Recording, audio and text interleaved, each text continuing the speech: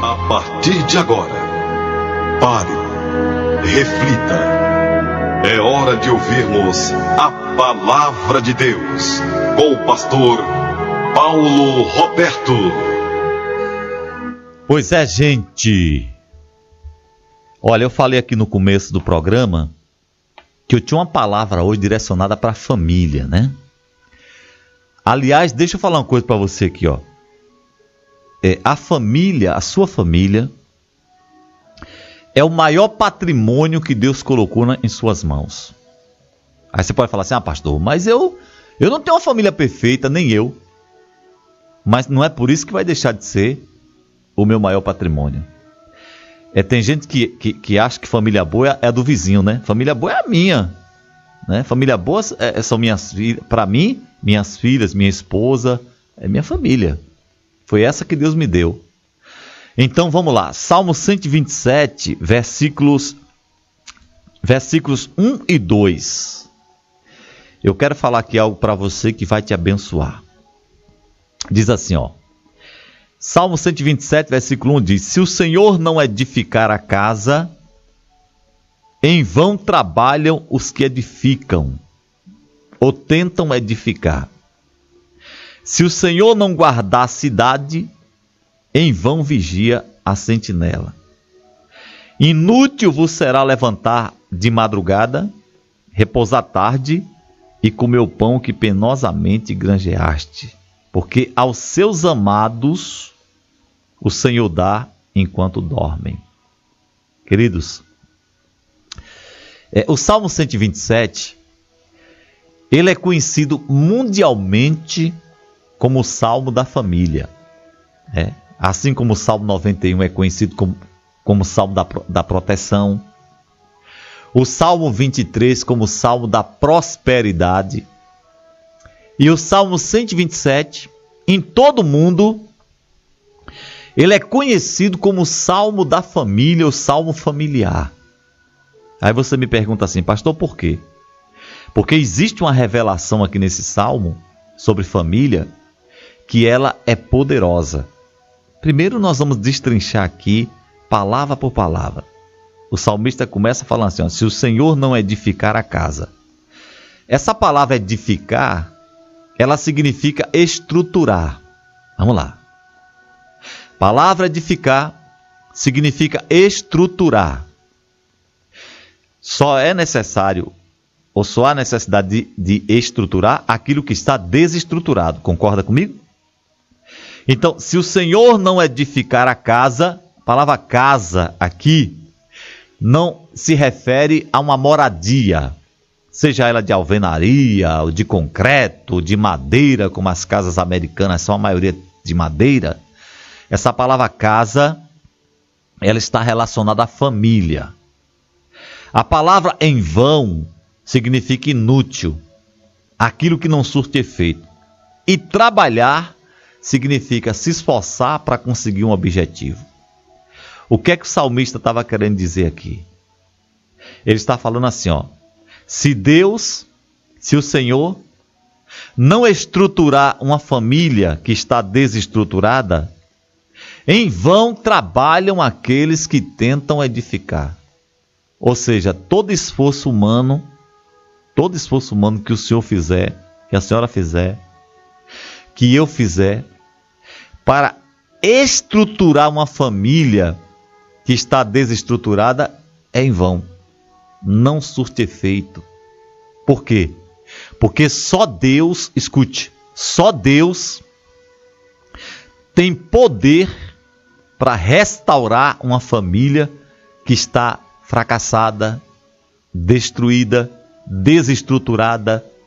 E quando nós falamos de família desestruturada, nós temos aí várias situações que desestruturam a família. Nós temos os vícios, nós temos aí os problemas conjugais, o desemprego, né? Se fôssemos falar aqui de situações que desestruturam a família, passaremos a noite toda aqui, o tempo não dá para falar. Eu sei muito bem o que é isso, porque eu lido com famílias, eu sou pastor. Então veja bem, se o Senhor não edificar a casa, em vão trabalhos que tentam edificar. Se esforça para edificar. Toda vez que eu falo sobre o Salmo 127, eu lembro de um episódio que aconteceu comigo há muitos anos atrás. Eu fui pastor em uma cidade chamada Rio Real, lá no norte da Bahia, divisa com Sergipe. É a última cidade da Bahia, lá no norte. É a última cidade, faz fronteira com uma cidadezinha chamada Tomar do Jeru, que é já Sergipe, né? E eu estava fazendo um programa de rádio como estou aqui hoje. E por incrível que pareça, a rádio também era no primeiro andar, como aqui é o escritório aqui da Lagonete, da Ouro Negro, aqui em Alagoinhas. Fazendo meu programa e tal, aquela coisa toda. E quando eu fui descer as escadas, eu encontrei um senhor que deveria ter naquela época seus 60 e poucos anos. Ele estava alcoolizado, estava bêbado. E quando eu fui descendo, ele me abordou e falou: Pastor Paulo, boa tarde. Eu digo: boa tarde. Ele disse: Pastor Paulo, eu estava em casa ouvindo o seu programa de rádio e eu vim aqui para falar com o senhor. Eu falei: pois não. Ele disse: olha, eu estou alcoolizado, eu trabalho na Embasa. Era na Embasa que ele trabalhava. E ele disse assim: não leve a mal eu estar fedendo com mau cheiro de bebida. É porque eu estou passando uma situação na minha casa que tudo que o senhor falou ali, tudo que o senhor falou, eu me identifiquei. E eu vim aqui então conversar com o senhor para trazer meu relato para o senhor. Falei: pois não. Ele falou: olha, eu tenho uma filha, veja bem, de 13 anos de idade. Essa menina se envolveu com uma pessoa que é usuária. Essa pessoa engravidou minha filha de 13 anos. E pastor, a situação está tão drástica na minha casa que eu bebo assim, pastor, para esquecer o que eu estou vivendo. Eu falei assim: mas o que é que o senhor está vivendo além desse sofrimento de ver sua filha com 13 anos grávida de uma pessoa que é usuária, né? Ele falou assim: pastor, ele chega lá, ele bate na minha filha. Quando ele está lá, né, na situação dele lá, ele bate na minha filha. Ele me ameaça que vai me matar e que vai matar minha esposa. Pastor, meus filhos estão com medo da situação. E aí, quando ele começou a falar, as lágrimas começaram a descer. E ele falou: pastor, me ajude, pelo amor de Deus, porque eu não sei mais o que fazer. Eu estava em casa e vim até aqui porque eu estou precisando de ajuda. Eu não sei mais o que fazer. Eu já fiz de tudo que o senhor possa imaginar, pastor. Eu já fiz de tudo que eu podia fazer. E por último agora, eu estou me refugiando na bebida, porque eu chego em casa bêbado, eu vou dormir, e eu então não vejo aquela situação que eu sei que todos os dias vai se repetir, porque já virou uma rotina. Todos os dias ele bate na minha filha. A menina grávida, pastor, está uma situação terrível. E eu então falei para ele, eu digo: olha, eu não estou lembrando o nome dele agora. Eu falei para ele: olha, senhor, tudo que eu preguei para o senhor aí, que eu falei no rádio, é verdade. Tem situações na vida da gente, na nossa família, que por mais que a gente tente resolver, tudo que a gente fizer ou vinha fazer para resolver é em vão. Não surte efeito. Tem situações na minha casa e na sua casa que por mais que o senhor tente resolver essas situações, a senhora não vai conseguir, o senhor não vai conseguir. E por que, pastor, que eu não vou conseguir? Porque Jesus falou uma coisa interessante. Jesus falou que aquilo que é impossível para os homens é possível para Deus. Então, existem situações na minha casa, na sua casa, em nossa família,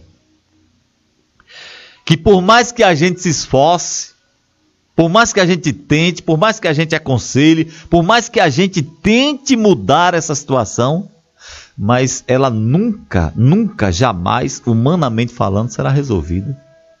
Olha a situação que esse homem estava vivendo, né? Uma menina com 13 anos, grávida de uma pessoa que, não vou repetir aqui, que você já ouviu falar quem era o tipo de pessoa, e que batia nessa garota e ameaçava matar ele e matar a esposa. Olha que situação.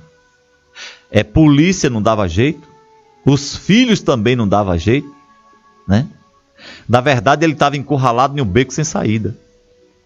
Tem muitas pessoas que estão me ouvindo agora que estão encurraladas em um beco sem saída. Não sabe mais o que fazer, não tem mais o que fazer. Não sabe mais o que fazer para mudar essa situação da sua casa, da sua família, do seu casamento, né? Do seu casamento. E aí, pastor, como é que nós devemos agir então? O salmista aqui diz: se o Senhor não edificar a casa, em vão trabalham os que tentam edificar. Nós devemos recorrer para Deus. Não tente sozinho que você não vai conseguir. Não tente sozinha que você não vai conseguir. Me faltaria tempo aqui para eu relatar as situações que Deus já mudou na minha família. Eu não estou falando na família dos outros, não. Falando na minha família. Situações que, humanamente falando, não tinha como resolver. Não tinha como mudar aquela situação. Humanamente falando, não. Eu não tinha mais o que fazer. Eu não tinha mais o que fazer. Falei: Deus, chegou meu limite. Eu estou entregando nas suas mãos. E você sabia de uma coisa interessante? Uma vez uma pessoa me perguntou assim: Pastor Paulo, o Deus que o senhor serve, que o senhor prega é bom, né? Eu digo: é. Jesus falou que ele é bom, ele é maravilhoso, ele é um Deus misericordioso. Ele me perguntou assim: por que se ele é tão bom, por que ele deixa as pessoas sofrendo na terra? Olha que pergunta, né? Por que ele deixa as pessoas sofrendo na terra? E eu confesso que eu não tinha resposta, porque eu era novo convertido, não conhecia muita coisa, mas o Espírito Santo me deu uma palavra para aquele rapaz, e eu falei assim: não é que ele deixa as pessoas sofrer, ou que ele tem prazer no sofrimento das pessoas. É que Deus, eu falei na minha maneira de pensar naquela época, né? É que Deus, ele é educado, ele não invade a vida de ninguém, ele vem àqueles que chamam ele, aqueles que invocam ele. Está escrito na Bíblia: invoca-me no dia da angústia, eu te livrarei e tu me glorificarás. Então, Deus, ele está vendo tudo. Ele está vendo o sofrimento que a senhora está passando. Ele está vendo a luta que o senhor está passando. Mas ele não vai intervir, ele não vai vir de encontro a essa situação se a senhora não convidar ele. Então nós precisamos convidar a Deus. Tem horas na vida da gente, escute, que nós temos que chegar para Deus e falar: Deus, eu não tenho mais o que fazer. Eu não tenho forças para lutar mais. Eu já tentei mudar essa situação, não consigo. Então me ajude. Lute as minhas batalhas. Jogue por terra os meus adversários. E entregar tudo nas mãos de Deus e descansar. Descansar. Não tente mudar aquilo que você não pode mudar. Não tente mudar situações na sua casa, na sua família, que cabe exclusivamente a Deus. Eu estou lembrando aqui de uma pessoa que... Isso se deu em Catu também, aí em Catu. Congregava uma pessoa comigo, quando eu fui pastor aí, e ela tinha um filho, que esse filho tinha problemas, né? Ele bebeu muito, usou drogas, um bocado de coisa. As drogas, a bebida comeu a mente dele, consumiu a mente dele. E ele então ficava internado em Salvador lá. Não sei se no Juliano Moreira, alguma coisa assim. E quando ele chegava, que o hospital dava uma folguinha para ele vir para casa, ela deixava de ir para a igreja, aquela coisa toda, e preocupado com ele, e querendo mudar ele a pulso, e coisa e tal, e aquela coisa toda, que tinha que mudar fulano, vou falar nome aqui porque alguém pode conhecer, e tal, e coisa, e tem que mudar, e vai mudar, pastor Paulo, e aquela coisa toda, e esse cara nunca mudava. Toda vez que ele chegava aí, ele recaía, ia para bebida, ia para usar o que não devia usar. E ela naquela coisa toda. Um dia eu cheguei para ela e falei assim: irmã, A senhora tem que cuidar da sua saúde e entregar esse rapaz nas mãos de Deus. Ela ficava vigiando o cara para não sair, Renato. Não ia para a igreja para o cara não sair para não usar drogas e beber. Eu falei, irmã, a senhora está querendo mudar uma pessoa que a senhora não vai mudar nunca. Ele está dentro de casa aí porque está fechada a casa está trancada. Se a senhora abrir para ir para a igreja, ele sai e vai embora. Então a senhora está querendo mudar uma pessoa que a senhora não vai mudar. A senhora não vai conseguir tirar dele as drogas, tirar o álcool dele, a senhora não vai conseguir tirar isso aí. Restaurar a mente dele, a senhora não vai conseguir não. E eu falei para ela, eu digo, olhe, entregue nas mãos de Deus, porque se a senhora não tiver cuidado, a senhora vai embarcar e ele vai ficar aí. Renato, parece que eu estava profetizando. Fui embora de Catu, fui para outro lugar, e quando foi um dia eu perguntei para uma pessoa, cadê a irmã fulana? A irmã fulana faleceu, pastor. Eu digo, foi mesmo? Foi. Faleceu de quê? Infarto. E o menino tal? Oxê, aí vivendo aí, ao léu, ao creu. Sabe por quê? Ela tentou mudar uma situação que não cabia a ela. Não tente mudar situações que não cabe a você mudar. Tem coisas em nossa vida, em nossa casa, em nossa família, que cabe exclusivamente a Deus. Não cabe a homem nenhum mudar. Porque se a senhora tentar mudar, o senhor tentar mudar aquilo que a senhora e o senhor não podem mudar, a senhora vai estar perdendo tempo e vai ser tudo em vão. Olha o que o salmista falou. Se o Senhor não edificar a casa, não estruturar a casa, se o Senhor não libertar os drogados, se o Senhor não restaurar o casamento, se o Senhor não restaurar a paz, se o Senhor não mudar a história da tua família, em vão você vai ficar trabalhando, se acabando, porque você não vai mudar. Pastor Paulo, você está falando para mim que eu não vou mudar? Não vai. Não vai. Agora, a partir do momento que você convida a Deus, você invoca a Deus, Deus passa a tomar frente dessa batalha e Deus então resolve. Entregue as suas batalhas nas mãos daquele que nunca perdeu uma batalha para ninguém. Entregue tua família e seus problemas familiares nas mãos daquele que nunca perdeu uma batalha, que é todo poderoso e nunca experimentou uma derrota. Pastor, Deus nunca experimentou uma derrota? Não.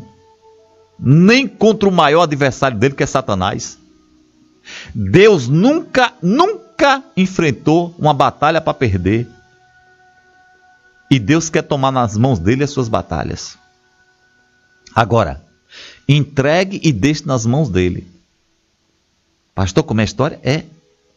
Entregue e deixe nas mãos dele. Um dia, eu ouvi uma história que uma pessoa entregou uma causa nas mãos de um advogado. Ela foi lá, passou uma procuração e disse, doutor, eu estou entregando essa causa para o senhor resolver. Entregou a causa e toda semana ela ligava para o advogado. Ô doutor, se o senhor entrar com uma petição assim, se o senhor entrar com uma petição dessa forma, o senhor não consegue ganhar essa batalha aí não, essa causa? E o advogado falando para ela, olha dona fulana, eu estou resolvendo, deixa eu resolver, só não colocou nas minhas mãos a causa? Eu sou advogado, deixa eu resolver. E toda semana ela, a mesma coisa. Doutor, se o senhor entrar com um processo tal, não fica mais fácil para ganhar essa causa? Quando foi uma certa vez, o advogado já cheio disso aí, mandou que ela fosse no escritório que tinha uma surpresa para ela. E ela foi, né?